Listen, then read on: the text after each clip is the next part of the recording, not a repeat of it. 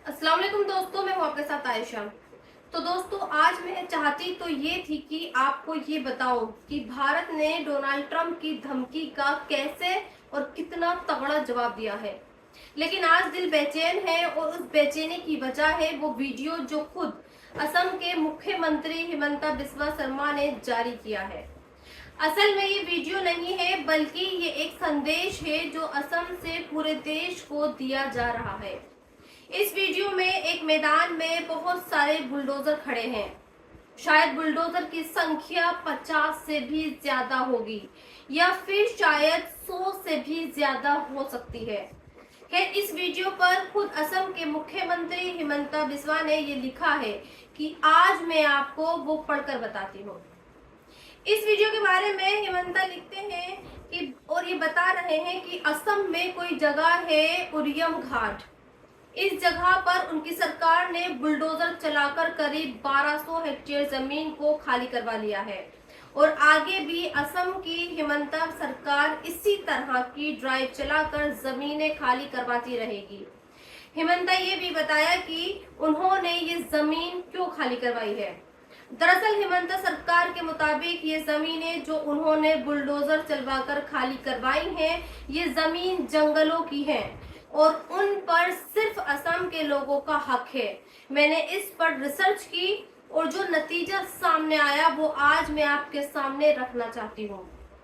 हिमंता असम के मुख्यमंत्री 2021 में बने थे, यानी उन्हें बतौर मुख्यमंत्री 4 साल हो चुके हैं और इन 4 सालों में हिमंता ने असम में 50,000 लोगों के घरों पर बुलडोजर चलाकर उन्हें घर से बेदखल किया है।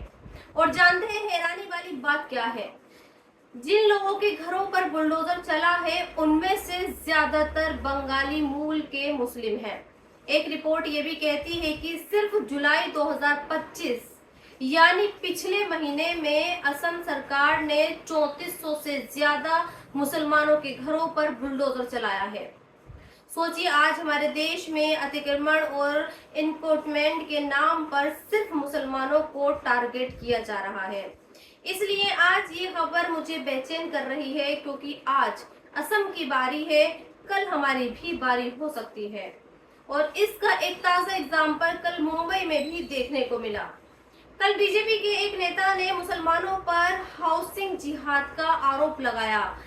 जब तक आपने सिर्फ लव जिहाद, लैंड जिहाद का नाम सुना होगा, लेकिन कल बीजेपी के एक नेता संजय निरुपम ने मुसलमानों पर लैंड जिहाद का इल्जाम लगाया और ये कहा कि मुंबई में ऐसे बहुत सारे इलाके हैं जहां मुसलमानों की आबादी बढ़ रही है और वो दिन दूर नहीं जब मुंबई के कई इलाकों में हिंदू माइनॉरिटी में आ जाएंगे। संजय निरुपम कहते हैं कि हाउसिंग जिहाद कई इलाकों में हो रहा है।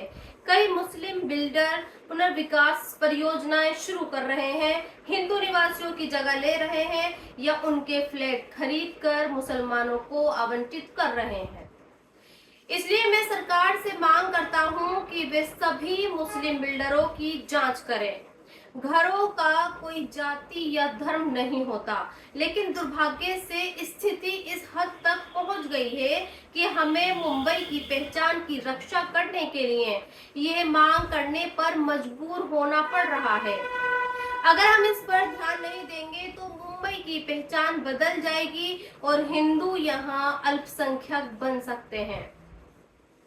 सोचिए, हिंदुस्तान में ऐसी हजारों नहीं बल्कि लाखों जगह होंगी जहां कोई मुस्लिम नहीं रहता, लेकिन कभी किसी मुसलमान ने ये नहीं कहा कि वहां पर डेमोग्राफी चेंज हो रही है या फिर वहां पर मुसलमान खत्म हो रहे हैं।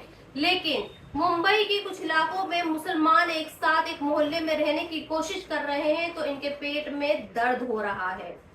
आज मुसलमान हिंदुओं के मोहल्ले में रह नहीं सकता क्योंकि उसे जिहादी बताया जाता है, और जब वही मुसलमान अपने मोहल्ले बनाकर रहता है तो फिर अब उस पर हाउसिंग जिहाद का आरोप लगाया जा रहा है। और ये सब उस देश में हो रहा है जो देश ये दावा करता है कि वो संविधान से चलता है और यहाँ हर मजहब के लोगों को बराबरी का हक हासिल है। बराबरी से याद आया कि हिंदुस्तान में लोगों को कितना बराबरी का हक हासिल है। उसका अंदाजा आप उत्तर प्रदेश के कासगंज के सामने एक खबर से भी लगा सकते हैं। दरअसल 3 अगस्त को उत्तर प्रदेश की कासगंज पुलिस ने एक स्टेटमेंट जारी किया, जिसमें पुलिस ये बता रही है कि जिस लड़के के पास से मीट और बीफ बरामद हुआ था और जिसकी पिटाई बजरंग दल के लोगों ने की थी, उस लड़के के पास से बरामद मीट और बीफ को जांच के लिए भेज दिया गया है। साथ ही पुलिस मजरूब नाम के लड़के का भी मेडिकल टेस्ट करवा रही है, जिसके पास ये मीट बरामद हुआ था। सोचिए, आज मुसलमान पिट भी रहा है और पिटाई भी दे रहा है। पहले बजरंग दल के लोग एक मुस्लिम नौजवान को मीट ले जाने पर या रखने के इल्जाम में मारते हैं और पीटते हैं, और फिर जब ये बात पुलिस तक पता चलती है तो पुलिस उनके खिलाफ कार्रवाई करने के बजाय उसी लड़के का मेडिकल करवाती है और उसी लड़के के पास जो मीट बरामद हुआ है उसकी जांच करवाती है। और फिर हमारे देश के प्रधानमंत्री संसद में खड़े होकर ये कहते हैं कि हमारा देश संविधान से चलता है और यहाँ दुनिया का सबसे बड़ा लोकतंत्र है। क्या ये संविधान है? क्या इसे लोकतंत्र कहते हैं? वैसे जानते हैं, कभी कभी मुझे लगता है कि इन सब का जिम्मेदार असल में मुसलमान ही है। कल मैं अरविंद ओझा सर की एक वीडियो देख रही थी, उसमें उन्होंने एक बात कही, वो बात मुझे दिल पर लगी। दरअसल अरविंद ओझा सर ने ये बताया कि मुसलमानों का इस्लाम सबसे बेहतर है, लेकिन वो कभी इस इस्लाम को साबित ही नहीं कर पाए और इसलिए आज मुसलमान को दुनिया में जिल्लत और रुसवाई मिल रही है। जैसे आपको एक खबर बताती हूँ, कल उत्तर प्रदेश के मुरादाबाद का एक वीडियो बहुत ज्यादा वायरल हुआ। शायद ये वीडियो आपने भी देखा हो। इस वीडियो में एक मनचला एक बुर्का पहनकर जा रही महिला के साथ छेड़छाड़ करता है। जब ये महिला जा रही होती है तो ये मनचला पीछे से आता है और उस महिला को जकड़ लेता है और आज पुलिस ने इसे गिरफ्तार कर लिया है और इसकी गिरफ्तारी के साथ ये खुलासा भी हुआ है कि इस मनचले का नाम आदिल है और इसके बाप का नाम पप्पू है। इसी ने महिला के साथ ये बदतमीजी की थी और ये आदिल उसी मोहल्ले का है जिस मोहल्ले में इसने बुर्के वाली औरत के साथ छेड़खानी की और उसके ब्रेस्ट को दबाया। कल से इस वीडियो पर तरह तरह गैर मुस्लिम की तरह तरह फख्तियां कस रहे हैं और ताने मार रहे हैं और ये कह रहे हैं कि देखिए साहब, मुसलमान ऐसे ही होते हैं और मुस्लिम औरतें अपने ही मोहल्ले में महफूज नहीं हैं। सोचिए, आज जब मुसलमानों के हालात ऐसे हैं तो क्या उनको इज्जत मिल सकती है? यकीनन बिल्कुल भी नहीं। और जब आपको इस वीडियो के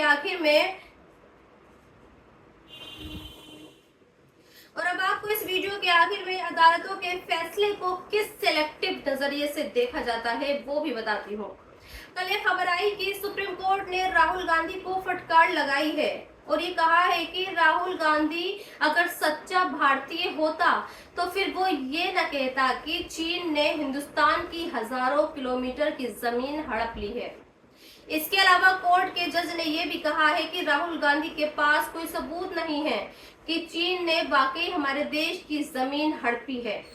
खैर, इस खबर पर हमारे देश की टीवी मीडिया उछाले मारता रहा और ये साबित करता रहा कि कोर्ट ने जो कहा है वो सही कहा है और राहुल गांधी को वाकई इस देश से प्यार नहीं है।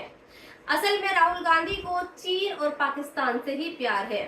खैर, कल ही एक और खबर सुप्रीम कोर्ट से आई और ये खबर मणिपुर के पूर्व मुख्यमंत्री बीरेन सिंह को लेकर थी और कोर्ट ने ये पूछा कि जिस फोरेंसिक लैब की रिपोर्ट को 3 महीने के अंदर अंदर पेश किया जाना था वो क्यों नहीं की गई।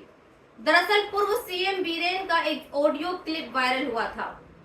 इस ऑडियो क्लिप में ये साबित हो रहा था कि मणिपुर में जो हिंसा हुई थी उसका संबंध वहां के सीएम बीरेन से भी था। लिहाजा इस ऑडियो क्लिप की सच्चाई जानने के लिए इसे फोरेंसिक लैब में भेजा गया और इसकी रिपोर्ट मांगी गई थी। कोर्ट की तरफ से इसके लिए 3 महीने का वक्त दिया गया था, लेकिन जब 3 महीने पूरे होने के बाद भी रिपोर्ट नहीं पेश की गई तो कोर्ट ने ये टिप्पणी की।